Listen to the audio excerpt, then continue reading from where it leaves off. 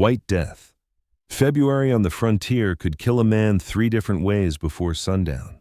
Cold was the quietest. Cold didn't announce itself like fire or flood. It just settled in, gentle as a whisper, and took everything you had.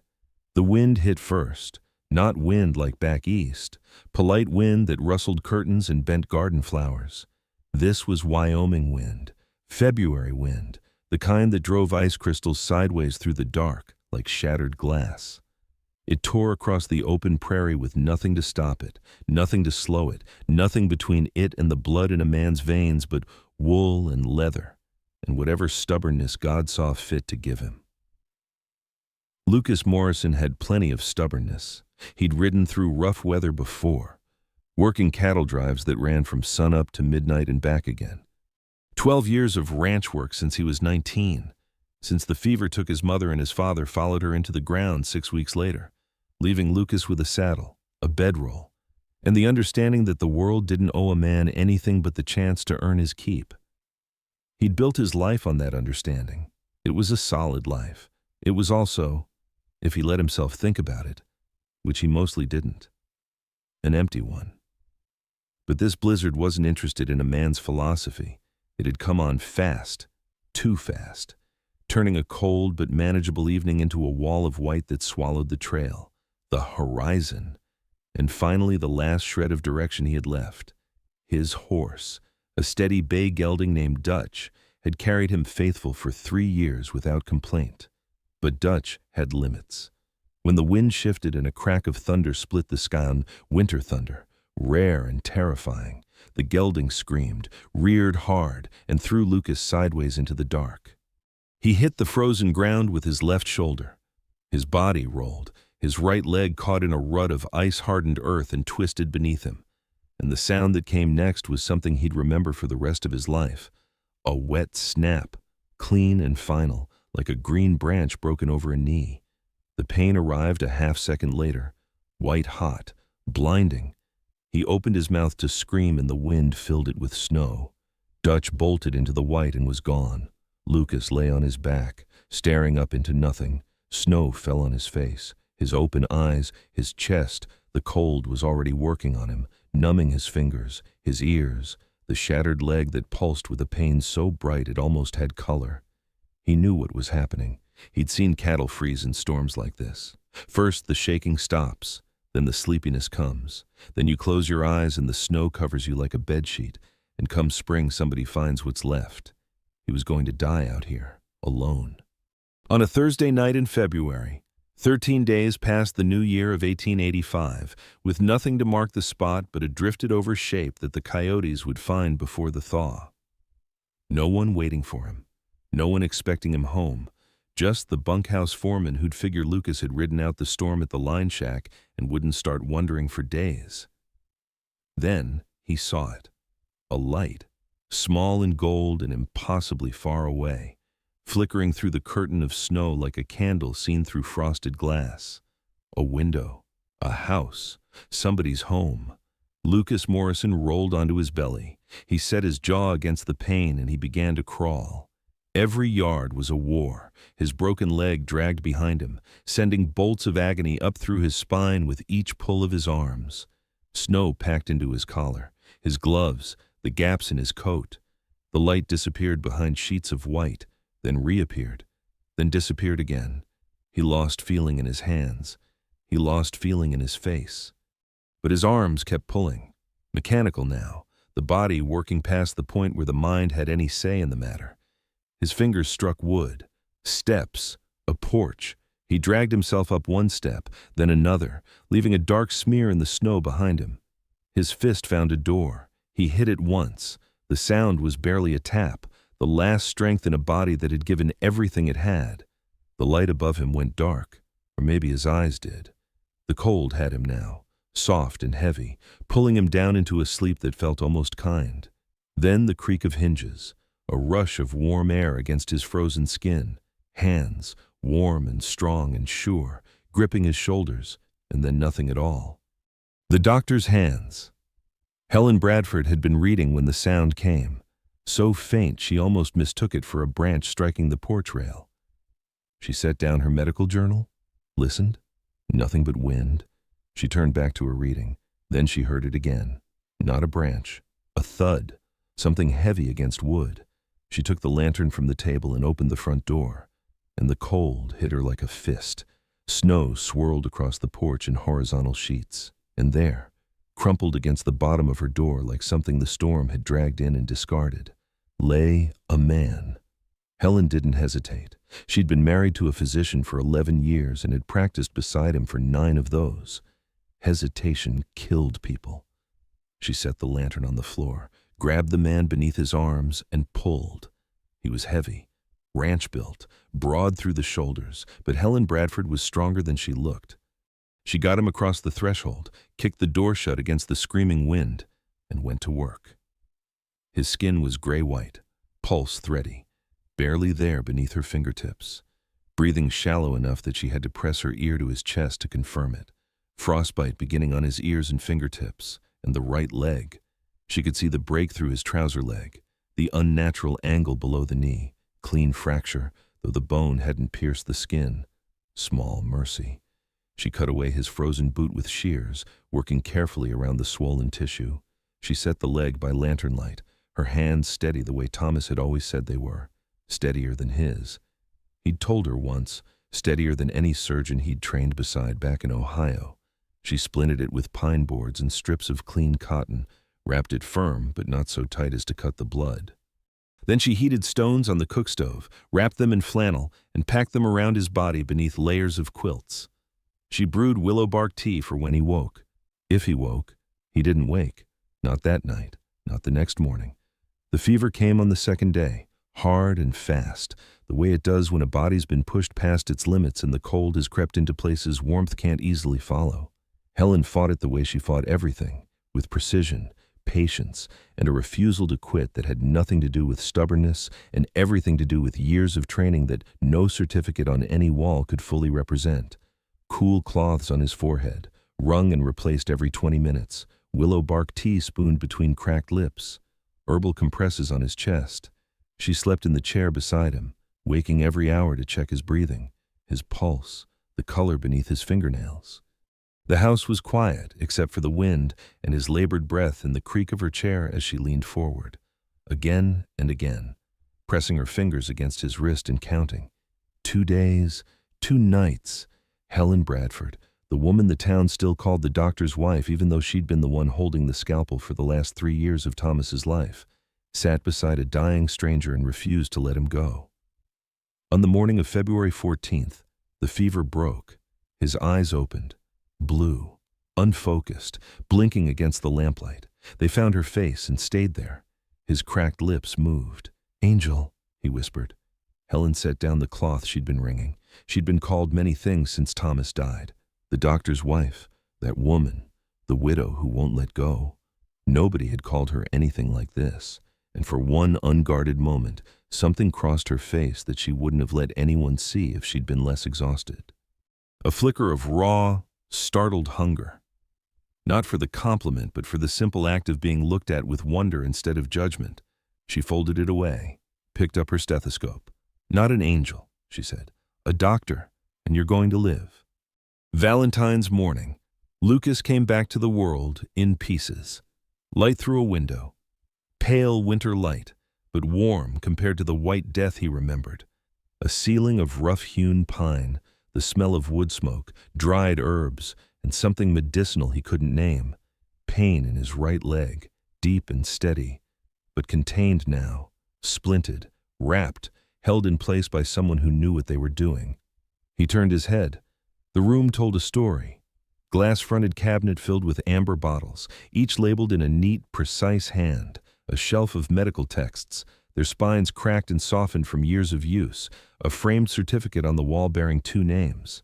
Dr. Thomas Bradford, Medical College of Ohio, 1867, and beneath it in smaller script, Helen Bradford, medical practitioner. But the instruments on the side table weren't arranged for display. They were positioned the way a person arranges tools they use every day, within reach, in order, edges sharp, handles worn smooth by familiar fingers. She came back carrying broth. Same woman from before, the one he'd called an angel. Lord help him. Medium height, dark hair pinned back practical and plain, eyes the color of good whiskey held up to firelight. Her hands moved with a calm economy that reminded him of the best wranglers he'd worked with. No wasted motion, every gesture earned. February 14th, she said, setting the broth on the table beside him. You've been unconscious 2 days. Your right leg is broken below the knee. Clean break. I said it myself. You had a fever that nearly took you, but it broke this morning. You'll walk again, though not for some weeks. She delivered all of this the way a person reads a supply list, factual, complete. He appreciated that more than she could know. He'd grown up around men who dressed simple things in big words. This woman did the opposite. My name is Dr. Helen Bradford, she said. And there it was, a pause so brief most men would have missed it. Her chin lifted a fraction of an inch, her shoulders squared. She was bracing for something, the flinch, the correction, the patronizing little smile that said, well now. Isn't that something? Much obliged, Dr. Bradford, Lucas said. I'm Lucas Morrison. I work cattle for the Rocking Mountain about 12 miles north. Reckon my horse Dutch threw me somewhere between there and here. Her shoulders dropped by a degree. Her grip on the broth spoon loosened. She took a breath she'd been holding, let it go slow and quiet through her nose, and something in the room shifted. Not dramatically, not like a door opening, but like a window being cracked on the first warm day after a long winter. Now, you have to understand what it meant in 1885 for a woman to call herself doctor. It meant suppers eaten alone and church pews sat in alone in a town that tipped its hat to her husband's memory but couldn't quite bring itself to tip it to her. It meant patients who'd let her set their children's bones but wouldn't say her name in polite company without adding the doctor's wife in front of it. As though her skill needed a dead man's permission, Lucas Morrison didn't know any of that yet.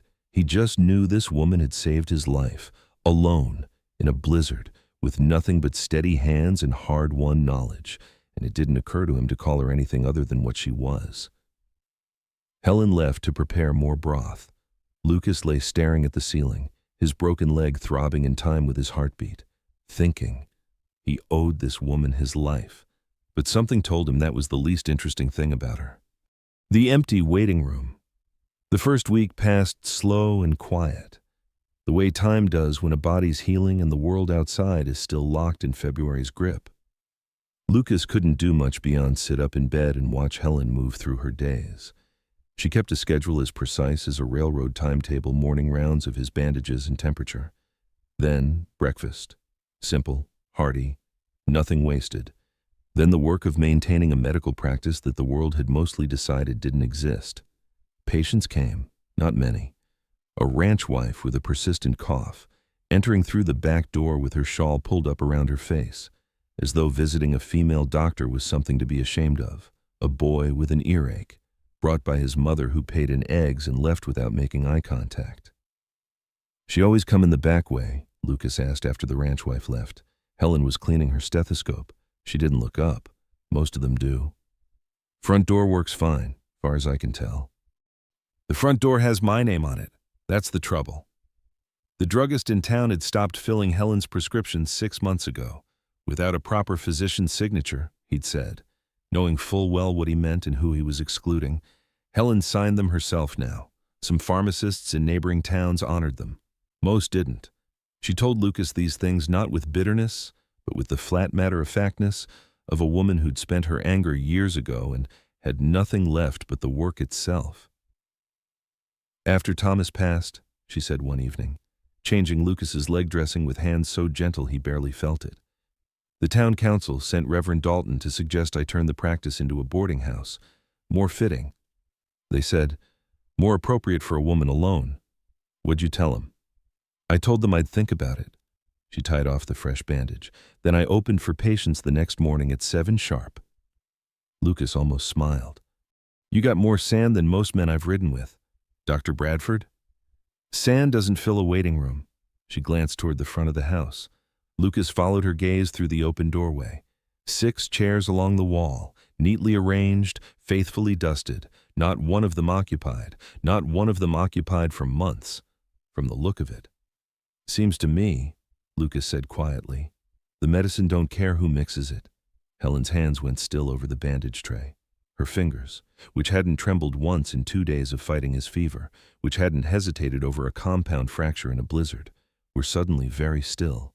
She looked at him the way a person looks at something they've needed to hear for so long they'd stopped believing anyone would say it. She didn't respond. She finished cleaning her instruments, washed her hands in the basin, and went to the kitchen. But that evening, for the first time, she brought her medical journal to the chair across from his bed and read there instead of retreating to her office behind a closed door. On the 5th day, a knock came at the front door. Helen opened it to find old Mr. Hutchins, a rancher from the South Road, hat in hand. He'd been one of Thomas's regular patients. His boy had fallen from a fence rail and his arm was hanging wrong. "Figured I'd come see if the doc." He trailed off, looking past Helen, the old habit of expecting a man to appear behind her. Helen stood in the doorway, straight-backed, unhurried. "The doctor is right here. Mr. Hutchins, bring your boy inside."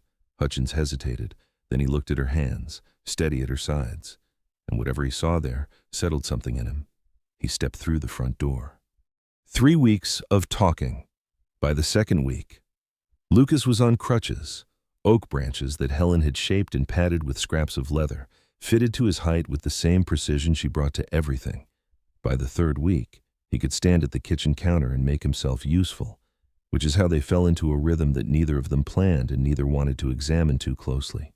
Mornings, Helen checked his leg. They ate breakfast together. She left for whatever patience the day might bring.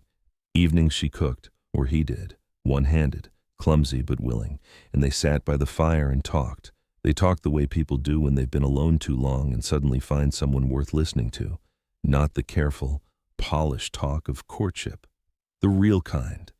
The kind that comes out sideways, in the middle of peeling potatoes or mending a shirt. When your guard is down and the silence feels safe enough to fill. Lucas told her about the bunkhouse life. How a man could work alongside 20 others for a year and never learn their middle names. How cowboys talked about horses and weather and cattle prices, but never about the things that actually mattered. "Loneliest kind of company there is," he said, working a knife along the skin of a potato. "Room full of men who don't know how to say they're lonely." "And you," Helen asked, "do you know how to say it?" He was quiet for a moment. The potato turned in his hand. "I reckon I'm learning." Helen told him about Thomas, not the saintly version, the real one, a good man, a fine diagnostician, but impatient with the slow, careful work of surgery. His hands shook after his 3rd whiskey, which came earlier each year toward the end. Helen had taken over the surgeries gradually, without either of them naming it, the way a river shifts its course so slowly you don't notice until the old bank is dry. "He was the better diagnostician," she said, grinding dried comfrey at the kitchen table while Lucas peeled beside her. "I was the better surgeon. Together we were something." She paused, her hands going still on the mortar. "Apart. I keep thinking I'm only half of what we were." "No, ma'am." Lucas set down the potato and the knife. "You saved me alone. No help, no husband, no one standing behind you, just your 2 hands and what you knew. I don't reckon that's half of anything." Helen ground the comfrey slower. She didn't look up, but she didn't leave the room. The days took on a texture neither had known in years. She read Dickens aloud while he rested, not because he asked, but because she'd been reading to empty rooms for 2 years, and the words sounded different when someone was there to hear them. He fixed the cabinet hinge she'd been ignoring for months, the squeaky window latch, the loose board on the front porch step that she stepped over every morning without thinking. Small repairs, small offerings, the language too careful people use when the real words are still too heavy to lift. 2 plates on the table where there'd been one, 2 cups of coffee at dawn, his black, hers with a spoon of honey from the general store. The house filled with something that had nothing to do with the cook stove and everything to do with the particular warmth of being known. One evening, over the last of the coffee, Lucas asked, "If you could have anything, Dr. Bradford, what would it be?" She answered without thinking, the way truth comes out when you're too tired to catch it. A full waiting room, and someone who stays for supper. Color rose up her neck, across her cheeks, She wrapped both hands around her coffee cup and studied it like a medical specimen. Lucas didn't look away. "Those sound like fine things to want," he said quietly. The fire crackled and settled. The wind pressed softly against the windows. Neither of them moved to clear the cups or push back from the table. They just sat there, two people in a warm kitchen on a cold night, letting the silence hold what the words couldn't yet carry. The preacher's verdict.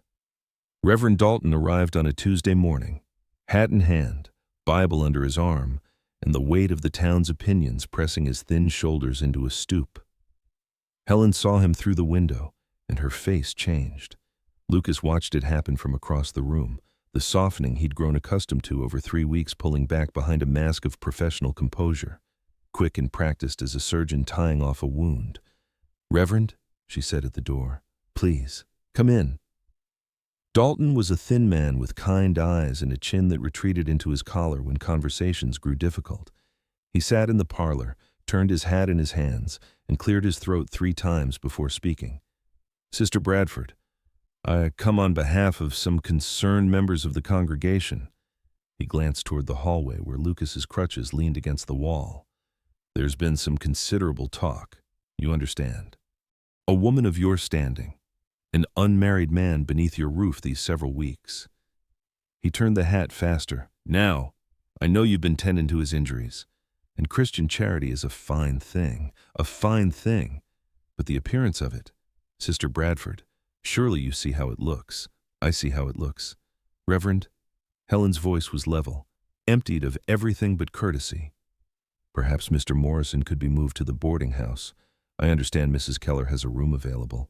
"Now that's very sensible. Very—" "No, ma'am." Lucas stood in the hallway. He'd pulled himself up without the crutch, his weight on his good leg. One hand braced against the doorframe.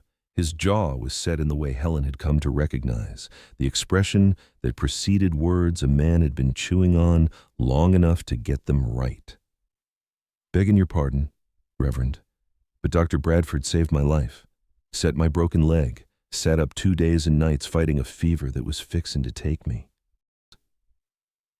His voice was low and steady, no anger in it, just iron. She did that through skill God gave her and training she earned herself.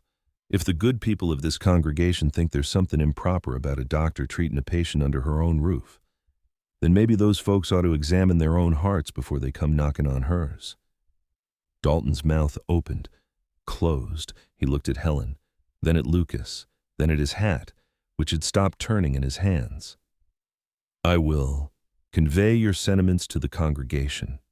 He stood, settled his hat on his head, and left without finishing his coffee. The door closed, the house filled with a silence that had sharp edges.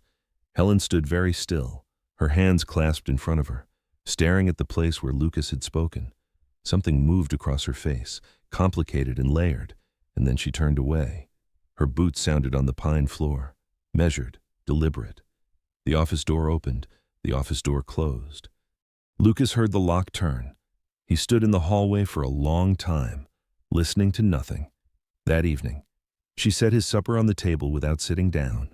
Roast potato, broth, bread, the same food as always, arranged with the same care. But she stood across the room, arms folded, and her voice was the voice of the woman who'd first told him he'd live. Professional, precise, stripped of everything personal. "Your leg is nearly healed, Mr. Morrison. You should be fit to ride within the week." Mr. Morrison. After 3 weeks of Lucas, the 2 words opened a distance wider than any blizzard. Holding the lantern. 3 days of winter inside the house. Helen moved through the rooms like someone already gone, present in body, absent in every way that mattered. She checked his leg each morning with brisk, clinical efficiency, her fingers professional on the bandages, her eyes on the splint and nowhere else. She ate her meals in the office. The door stayed closed. At night, Lucas heard her footsteps, back and forth, pacing the narrow room the way an animal paces a cage it built for itself. He understood.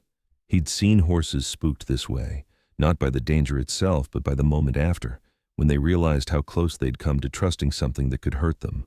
Helen Bradford had opened a door she'd sworn she'd keep shut, and now she was locking every window in the house.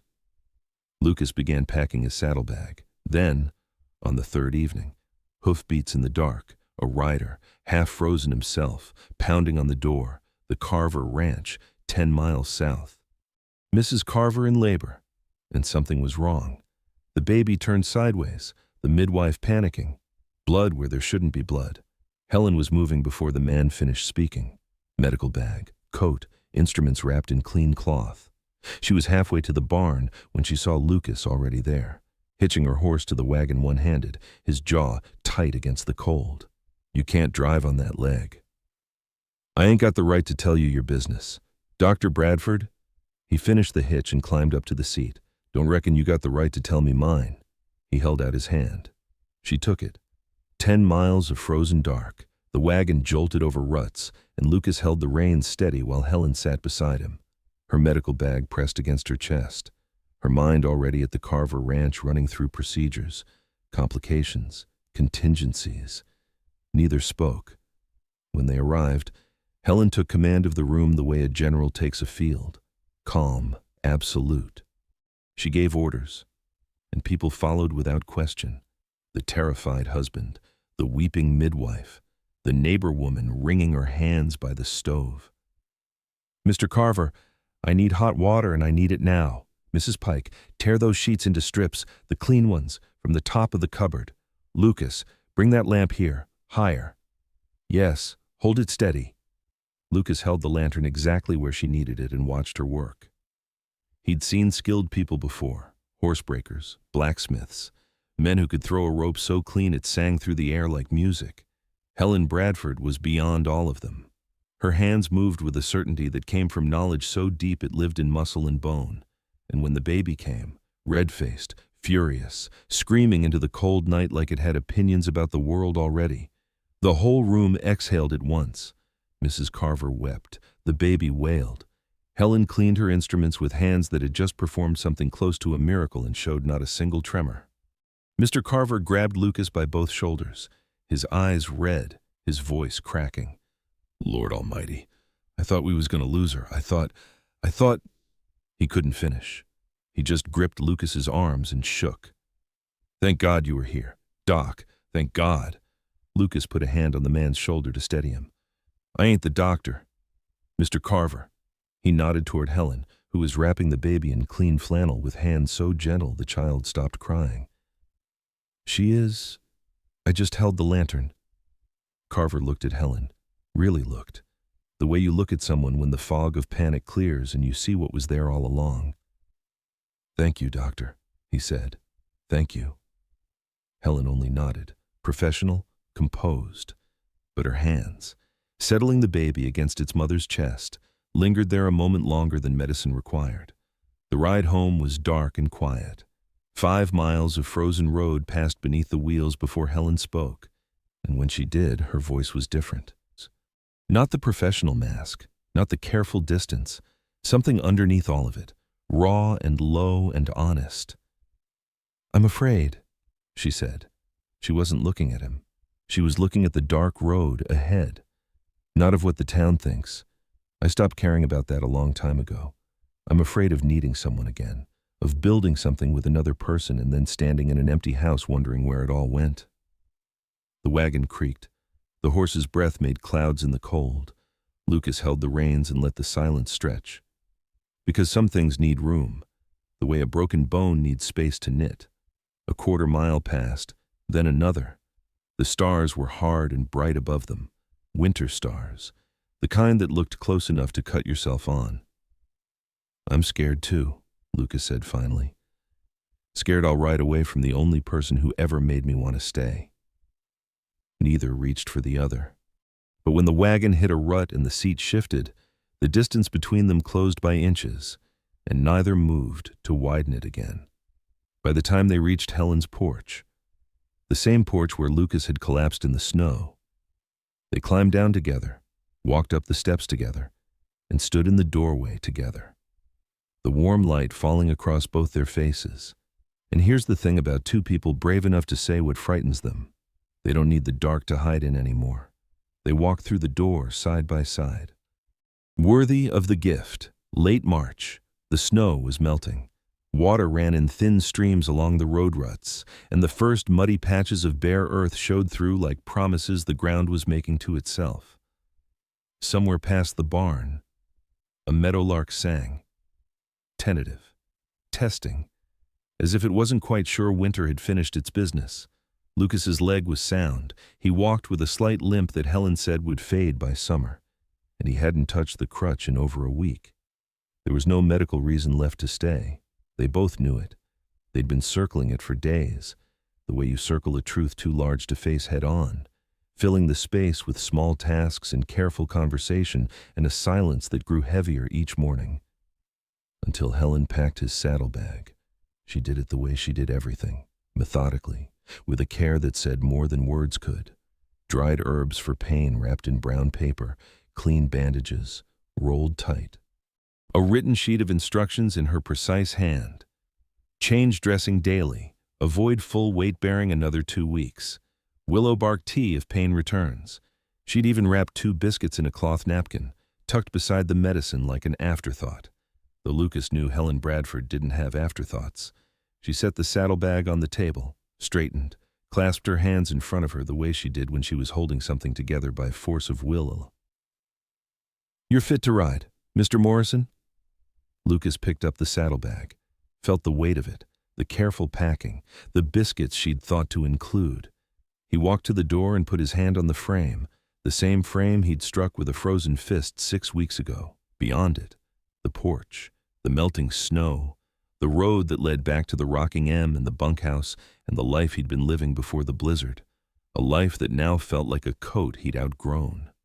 He stood there long enough to feel the spring air on his face, long enough to imagine riding away, long enough to know, with a certainty as clean as a bone setting true, that he wasn't going to. He set the saddlebag back inside, turned to face her. "You saved my life," he said. "Let me spend the rest of it proving I'm worthy of that gift." Helen's breath caught, but he wasn't finished. "I ain't asking to take you from your work, Dr. Bradford. Lord knows you don't need anyone for that. I'm asking to help with it. I watched you these weeks. The way you prepare medicines, keep your records. Ride out to folks who need you no matter the hour or the weather. You need somebody to ride ahead and get things ready, somebody to keep instruments clean, manage the supplies, handle the work that takes you away from the doctrine." He paused, met her eyes. "I ain't offering a husband's authority, ma'am. I'm offering a partner's hands." Helen looked at him for a long time. The March light came through the window behind her and caught the edges of her hair, the set of her jaw, the tears that came and that she did not wipe away. She took a breath, let it go, and crossed the room. She took his hand, not delicately, firmly, the way she gripped a surgical instrument, with purpose and precision and the full weight of a decision made.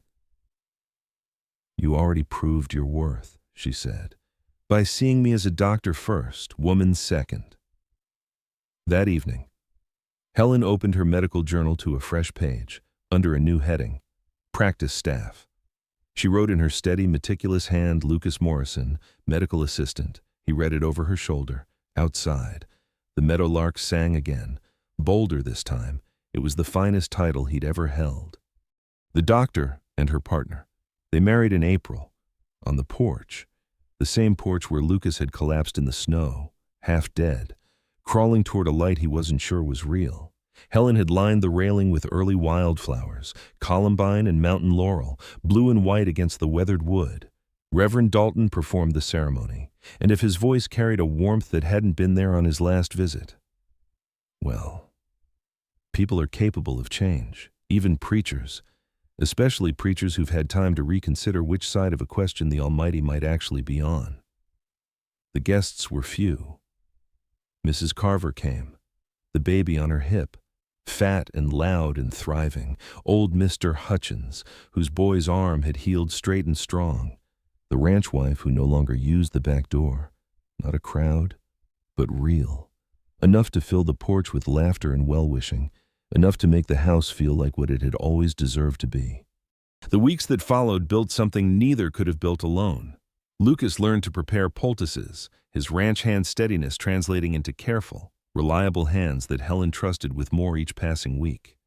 He rode ahead to homesteads, arriving an hour before her to heat water, lay out clean surfaces, calm, frightened families. He kept her instruments spotless, her supply cabinet stocked, her records in the kind of order that made Helen nod with quiet approval, which was, Lucas had learned, her highest compliment. When patients arrived at the practice, it was Lucas who opened the front door. "The doctor will see you now." The waiting room filled. Chair by chair, week by week, the druggist began honoring Helen's prescriptions again. Families who'd been riding 20 miles to the nearest male physician started coming back. Not because Lucas Morrison standing beside Helen Bradford gave her legitimacy, but because he gave them permission to see what had been true all along. By autumn, they were serving homesteads across 40 miles of territory. Helen was the doctor, Lucas was her partner, and the folks who came to them gradually stopped remarking on the arrangement at all. The way people do when something good becomes so steady and natural that it stops being unusual and simply becomes the way things are.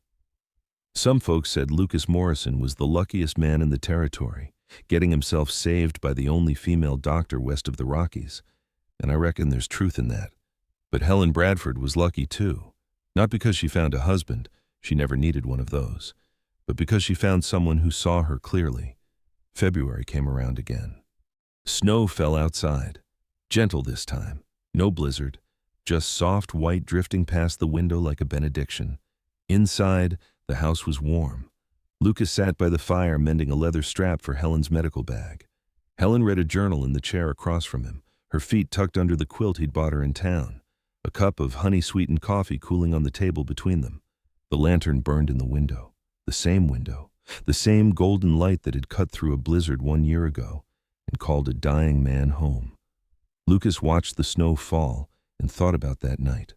The cold, the dark, the crawling, and that single point of light, impossibly far away, that he'd dragged himself toward because it was the only thing left to believe in. He looked across the room at Helen, who was penciling a note in the margin of her journal with the same precise hand that had set his broken bone. Delivered the Carver baby, and written his name under practice staff, like it was the most natural entry in the world. The light wasn't distant anymore. He lived inside it now. And somewhere out there in the February dark, another traveler might be cold, might be lost, might be crawling toward something they couldn't be sure was real. But the lantern was lit, the door was unlocked, and there were 2 people inside this house, 2 capable people who'd found each other in a storm, ready to open it. The snow fell softly, the fire settled and crackled, Helen turned a page, and the lantern burned on.